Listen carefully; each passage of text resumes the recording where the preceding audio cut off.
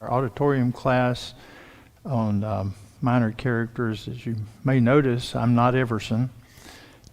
Unfortunately, he's not able to be here today. And in just a little bit, at 10:30, we're going to have our General Assembly, our worship assembly. And so notice the different time. It's 10:30. And we are opening the building for worship again. During the COVID-19 virus threat, it's been quite a challenge. We're continuing to have online Bible classes, but our worship assembly will be in person and also online as it has been. So today I want to look at Gideon. You may have heard of Gideon. So let's start back several years before Gideon. The Israelites were coming out of Egypt, going up the eastern side of the Jordan River. They had not crossed onto the western side into the Promised Land yet. And there was some of the people along the way didn't really like the Israelites being there, so they harassed them. And one of those groups was the Midianites. And the Midianites really gave Israelites a problem. And so in Numbers 31st chapter, God instructs Moses to pretty much wipe them out. Well, he did. The Israelites did defeat the Midianites in a big way, reduced their numbers, and gave them a real setback. But they didn't totally wipe them out. Okay. Then with Joshua, they entered the Promised Land, and so people were settling in, and they had a period of judges. Beginning with Joshua and then the series, and now we came up and we had there were problems again, and Deborah was the judge at the time, and then Barak was her general, and so they defeated the enemy then, and the land had rest for about 40 years. And so that brings us up to chapter 6 of Judges. And it says that the people of Israel did what was evil in the sight of the Lord, and the Lord gave them into the hand of Midian 7 years. And the Midianites, they were not nice to the Israelites, to say the least. What they would do is the Midianites, Amalekites, and other eastern peoples would invade Israel at harvest time, and then they'd take all the crops. Now, if you think about the geography of the area, if you remember the land of Canaan, you have the Jordan River, and then on the east, or on the west side, was where most of the tribes settled. Sort of on the north of the Jordan River, you have the Sea of Galilee, and in the south, you have the Dead Sea. What the Midianites and their associates would do, they would come up from the east, go kind of north, just a little. Not too far south of the Sea of Galilee, cross the Jordan River there, and go into the Valley of Jezreel, or the Valley of Megiddo, as it's otherwise known, which was a valley that extended pretty much between the Jordan River and the coastal plain of the Mediterranean. So that was a easy route for them to get into the land. So they would come in, and when the Israelites, they would plant their crops, and the Israelites would then harvest them And so the Midianites and the Amalekites and the eastern people would come, and then they would just take over and loot the Israelites and take all their crops that they had harvested. And they would also take their animals and whatever else they wanted. And this reminds me of if you're familiar with Civil War history, and think about Sherman when he went to Atlanta and then marched from Atlanta to the eastern seaboard. This was pretty much what they were doing.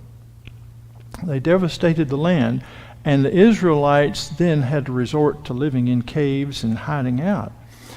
And the text says that this happened as far as Gaza, which is way over on the Mediterranean coast, about even with Jerusalem. So they took a lot of the land. It wasn't just a small invasion. It was major.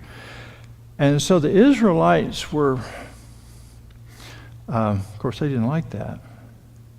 And they cried out to the Lord. And let's see, in verse 6 of chapter 6, it says, Israel was brought very low because of Midian, and the people of Israel cried out for help to the Lord. Well, what happened? Lord sent a prophet. Basically, the prophet said, I told you so. And I'll read you what the prophet said. He says, thus, and interestingly, we don't know who the prophet was. It didn't say who he was. But he said, thus says the Lord, the God of Israel, I led you up from Egypt and brought you out of the house of slavery. And I delivered you from the hand of the Egyptians and from the hand of all who oppressed you, and drove them out before you, and gave you their land. And I said to you, I am the Lord your God. You shall not fear the gods of the Amorites in whose land you dwell. But you've not obeyed my voice. So look what I did for you. And I said, don't fear these other gods. I said, but you didn't listen. So that was the message of the prophet.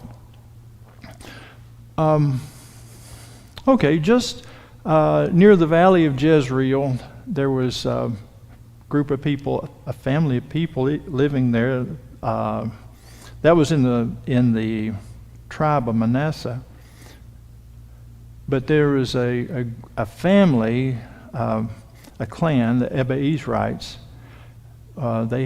They were named as one of the families of Manasseh when Joshua brought them in. And there was the head of that family at this point was a man named Joash, and he had a son named Gideon.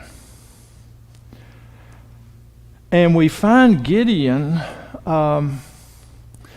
the first thing he's doing, he's threshing wheat in a wine press, which to us, like, so what's that? Why do we care about that? Well, he was threshing wheat in a wine press because it was a place where he could hide from the Midianites. And typically, you would want to thresh wheat out on the top of a hill where there's plenty of wind and you have animals walking over the grain and all. And it's visible for a long way off. So, but if it's in a wine press would be more of a depression in the ground where you could hide. So there he was, doing his work, hiding out, and the angel of the Lord comes to Gideon. And of course, at this point, Gideon didn't know who this was. It says, the Lord is with you, O mighty man of valor. And Gideon said, yeah, right. If God is with us, then why are we in this bad situation? Why has all this happened to us? if God is with us, where are all his wonderful deeds that our fathers told us about?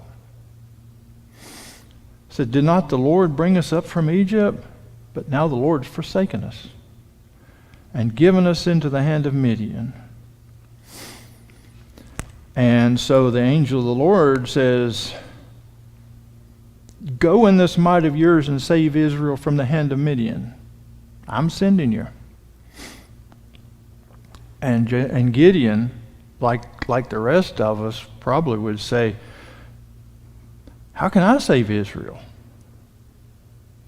He said, my clan is the weakest in Manasseh, and I'm the least in my father's house. But the Lord said, I'll be with you, and you shall strike the Midianites as one man. And Gideon was still doubtful. And he says, well, if I found favor in your eyes, then show me a sign that it's you, that's a message from God. Wait right here and let me bring you back something, a present. And so the angel of the Lord said, I'll stay right here till you return. So Gideon went and fixed a goat and some bread and broth and brought it all, and the angel of the Lord says, here, take this bread and the meat, set it on this rock here, and pour the broth over it.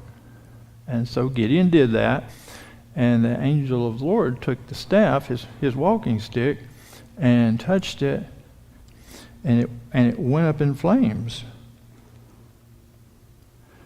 And then he disappeared. Now that scared Gideon, because Gideon said, I've seen the angel of the Lord, and I'm going to die. But the Lord sent a message to him, says, no, you're not going to die. This is verse 23 of chapter 6. But the Lord said, peace be to you. Don't fear, you shall not die. And so he built an altar there.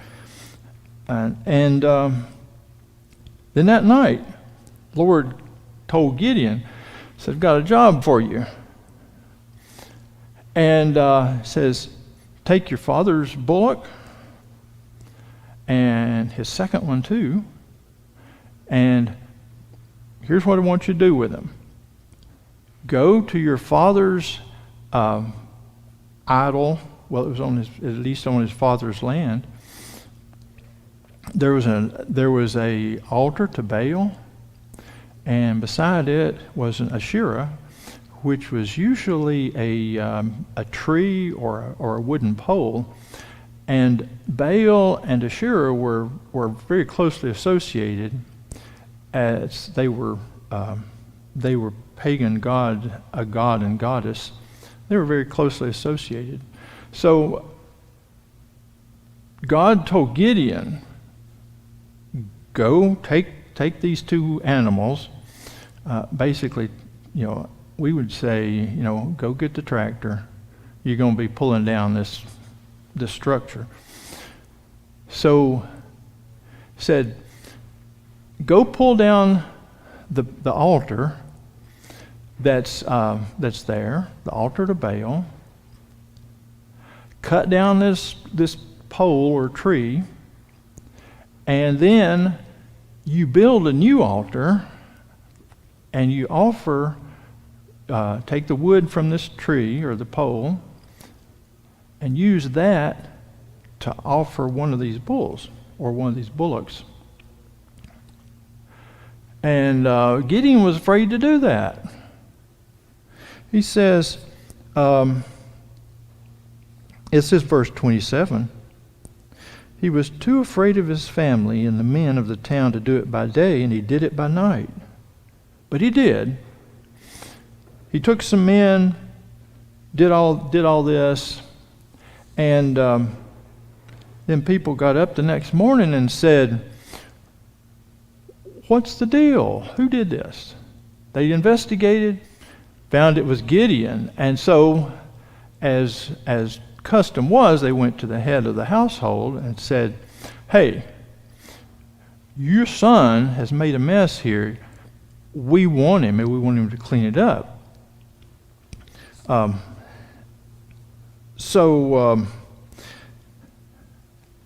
Well, he didn't want him to clean it up. They wanted him to die, for he had broken down the altar of Baal.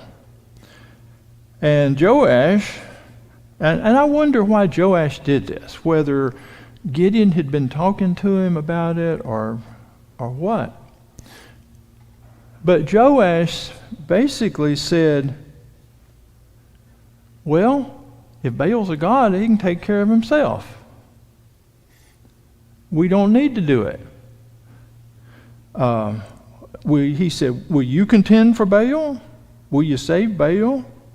Whoever contends for him shall be put to death by morning. If he's a god, let him contend for himself, because his altar has been broken down. So they gave Gideon a nickname, Jerubbaal, meaning let Baal deal with him. Let him contend. Well, Midianites, Amalekites, people of the east, they were all there in the valley of Jezreel, but the Spirit of the Lord clothed Gideon, sounded a trumpet. He called the Israelites, his local family. Then he sent messengers throughout all Manasseh, which was his tribe, and then messengers to Asher, Zebulun, and Naphtali. And the reason he called these tribes was because these tribes were immediately north of Manasseh. And they were very close to where the Midianites were. So that makes sense why he called those. All right, he's seen the angel of the Lord. He has received a message from the Lord. He has gotten instruction from the Lord. He's called together his army, which was about like 32,000 or something. And then Gideon's worried. He's worried. Why would he be worried? God told him he'd be with him. He had already done the first step. Jesus talked about you can't serve two masters. And people were trying to serve two masters, with serving God and serving the false gods of the local people. And so he'd done the first step. He lived through that. People tried to kill him because of that, but here he was. And he was worried. So he said to God, if you will save Israel by my hand, I want you to show me something. And he said, here's what I want to do. I'm going to get a fleece, a wool fleece, lay it out on the threshing floor here. And if there's dew on the fleece only, and everywhere else is dry, then I'll know. So the next morning he got up, went and checked, and picked up the fleece, and he looked around. The ground was dry, but he picked up the fleece and he wrung it out, and there was enough water in it to fill a bowl, a whole lot of water, kind of really soaked. And then, should that convince him? Well, apparently not. So he said, don't be mad at me. This is verse 39. It says, don't let not your anger burn against me. Let me do this one more time.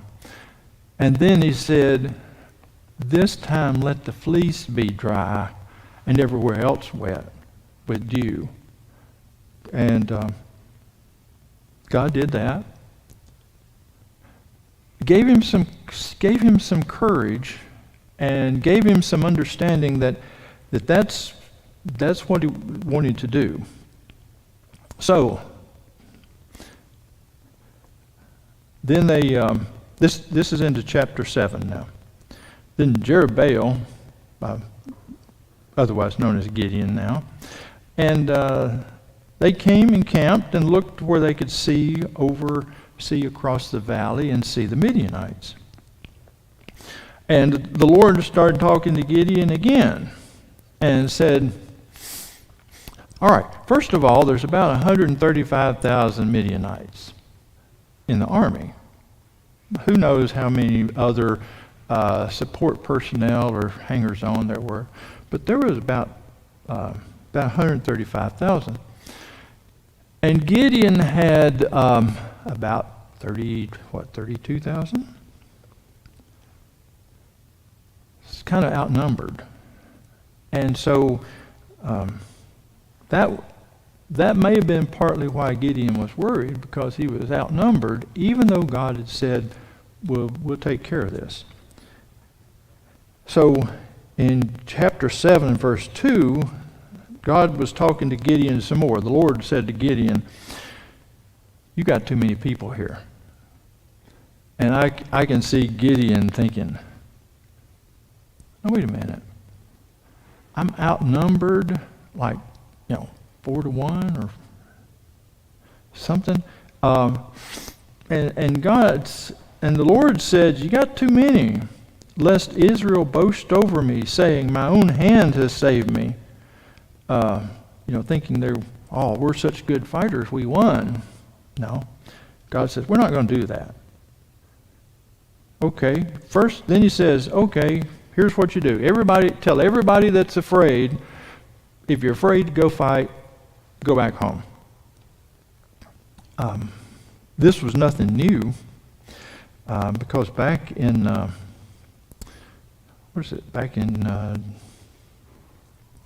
Deuteronomy chapter 20, that's one of the things that was under Moses. That's one of the things about assembling an army. If people are afraid to go, send them home. We don't need fearful people going into battle to discourage the others. So after Gideon told the people who were afraid to go back, he lost 2/3 of his army.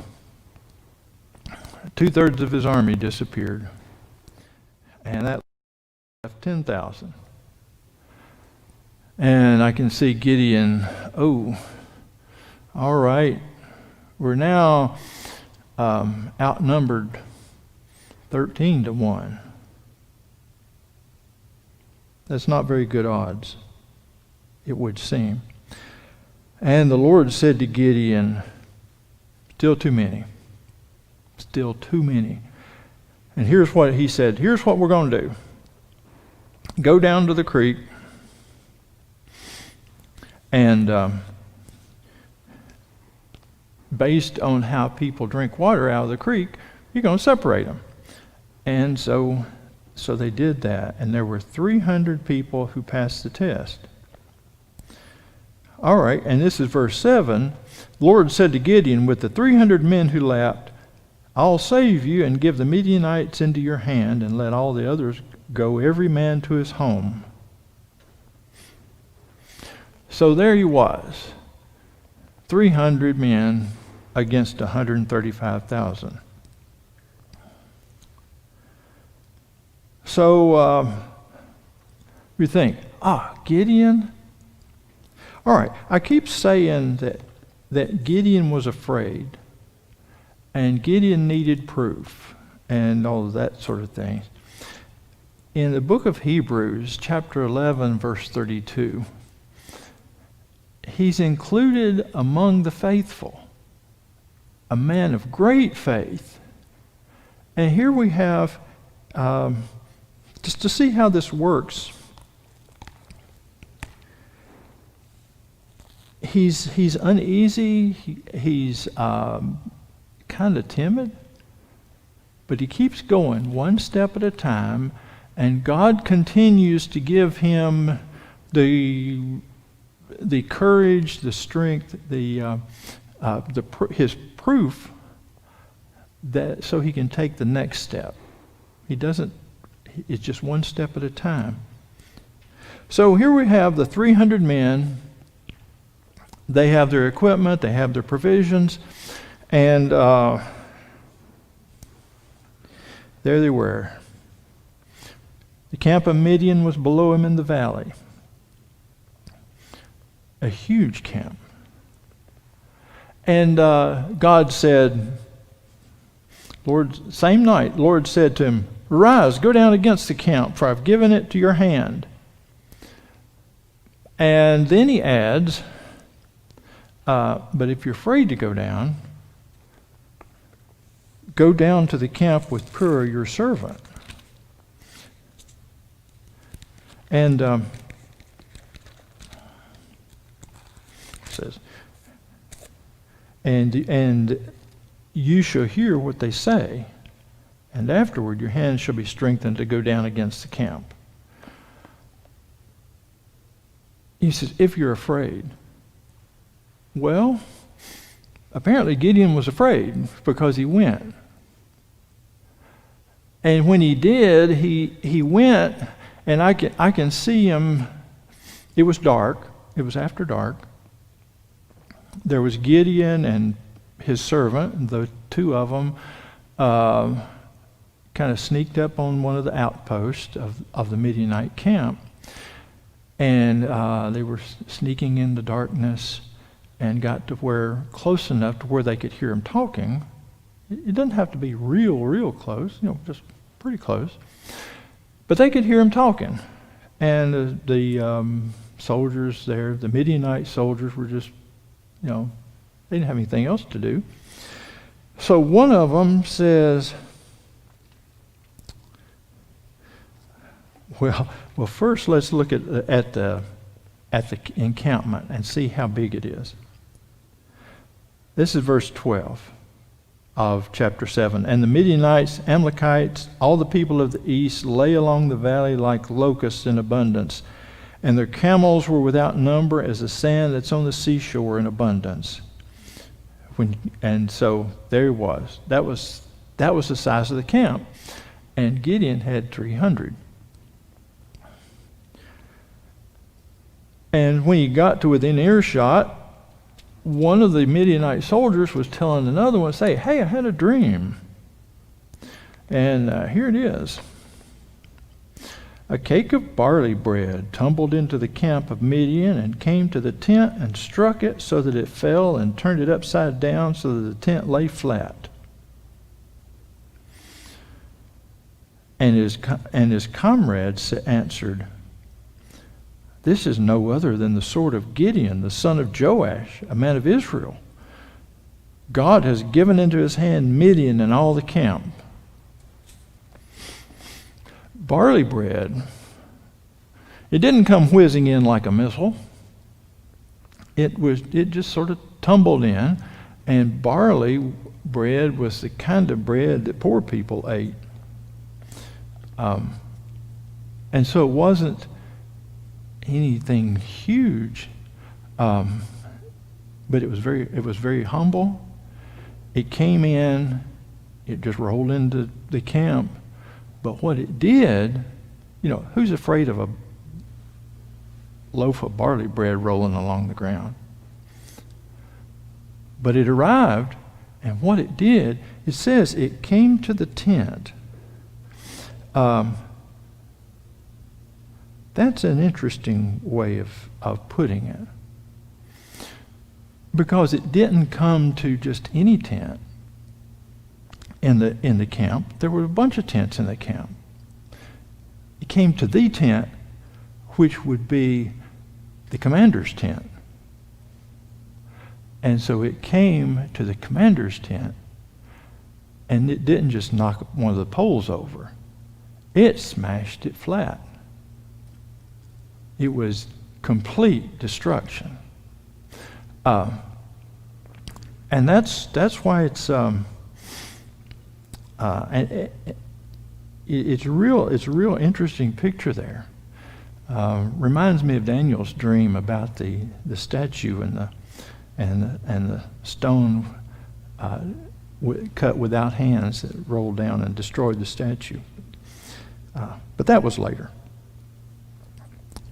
So this man's companion interpreted the dream, says, this is Gideon, a man of Israel, and he's God's given this camp into his hands.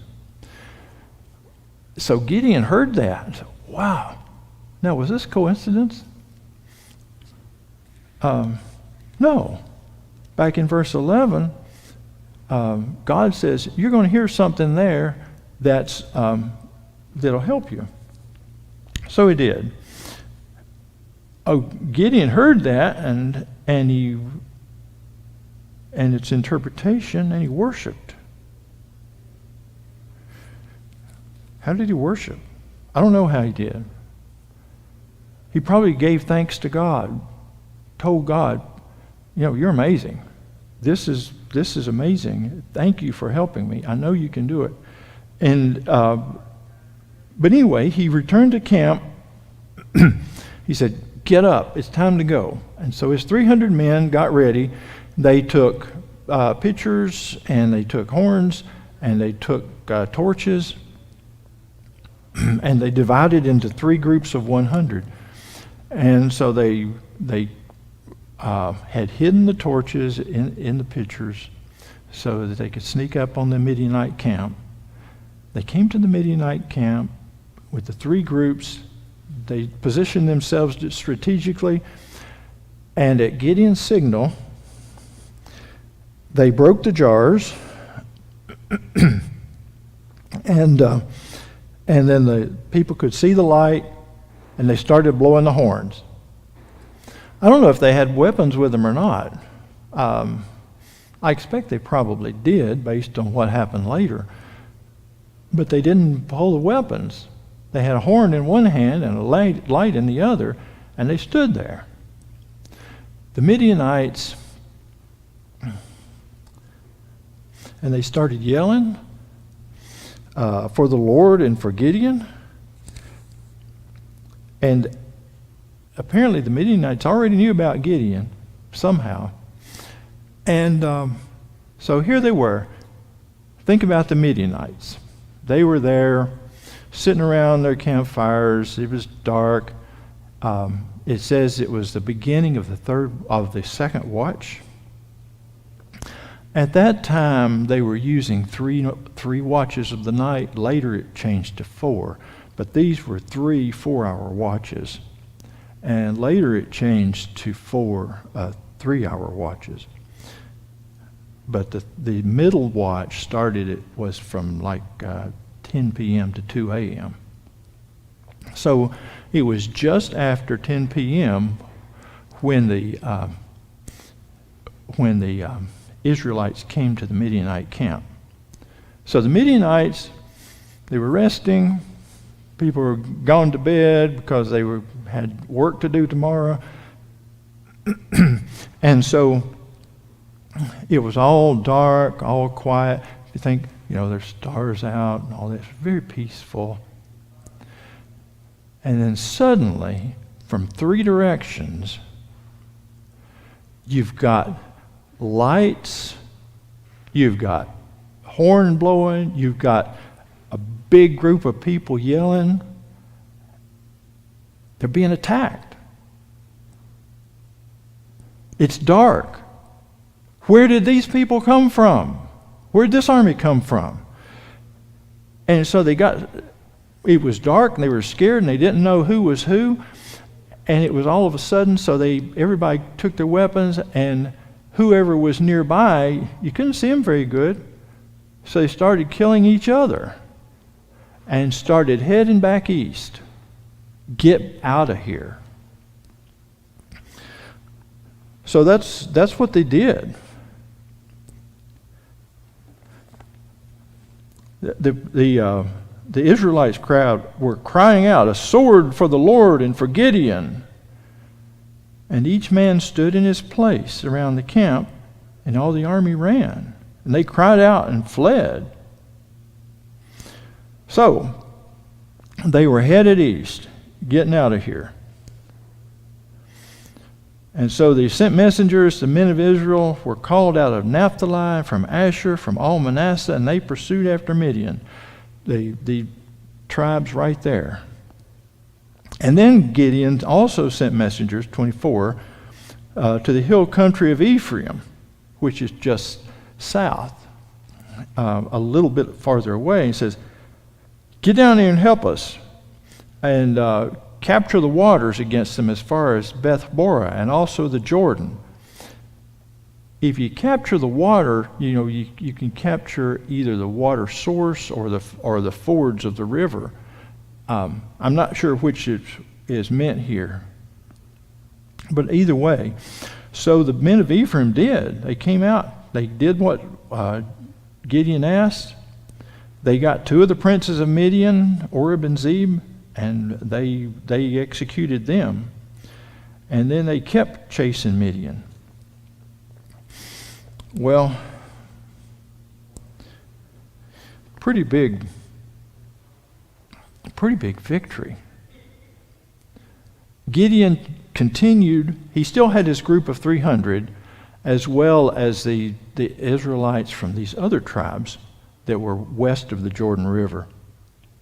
They were chasing the Midianites east going toward the east.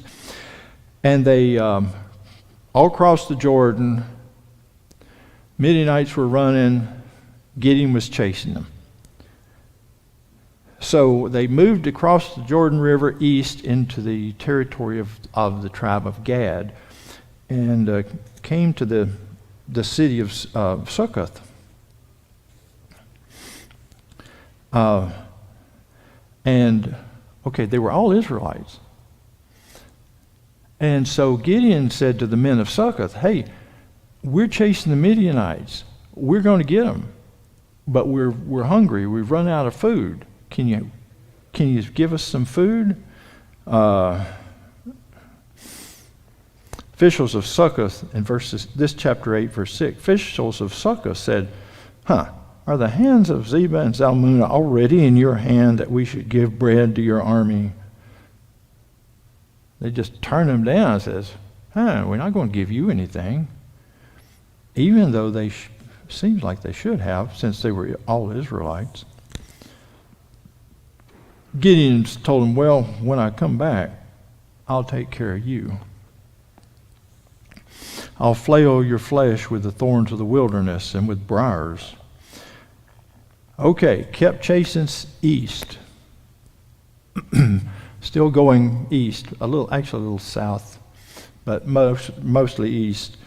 And got to Penuel. Same request, same rejection. But he didn't stop. Now, Zebah and Zalmunna, in verse 10, Zebah and Zalmunna were in Karkor with their army, about 15,000. And then for there had fallen 120,000 men who drew the sword. So far, how many people had Gideon's army of 300 killed? None. Now, some of the Ephraimites and some of the other tribes, they may have. In fact, the Ephraimites apparently had. But Gideon and his 300, they hadn't killed anybody so far. When they first attacked, as it were, they stood still.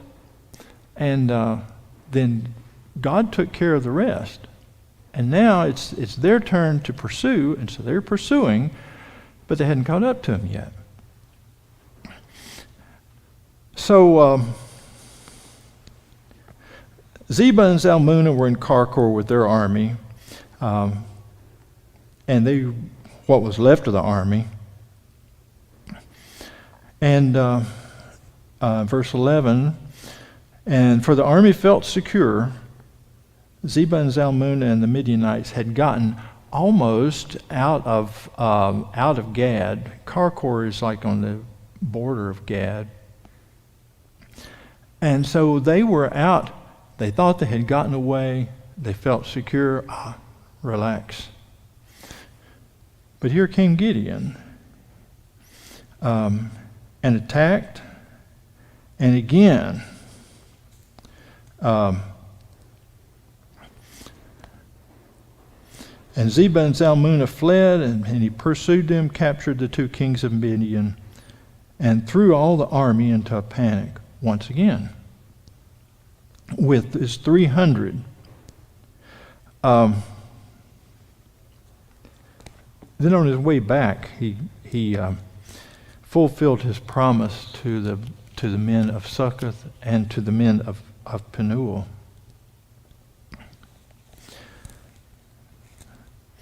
Some things I want to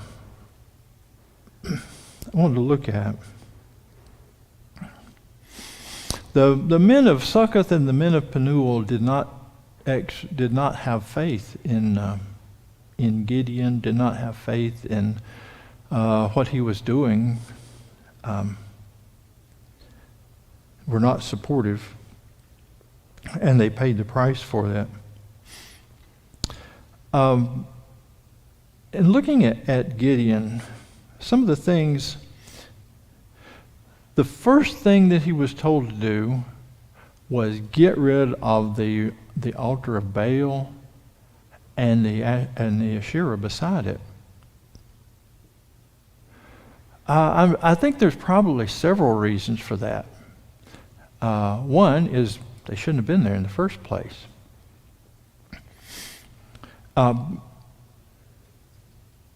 Jesus talked about you can't serve 2 masters. And that's what they were trying to do, is they were trying to serve God and these other foreign gods.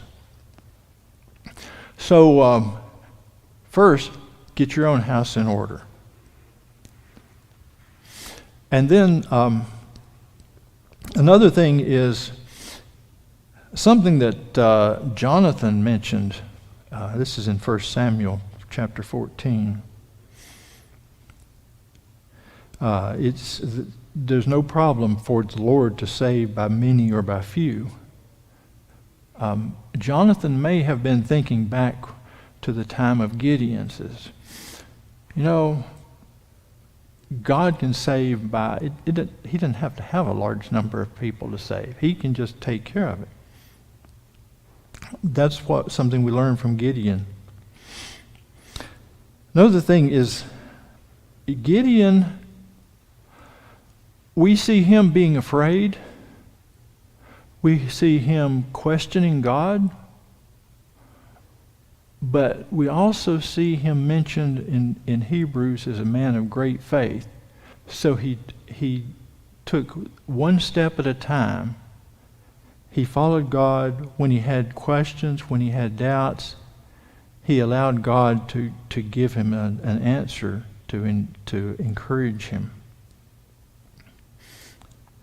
So there we have Gideon. He's an excellent example of faith, an example of how God can save in spite of what looks to us like overwhelming odds. And in fact, in our own, the way we look at it is not the way God looks at it. So I think we will quit with looking at Gideon. Our worship hour will start at 10:30, and we hope to see you then.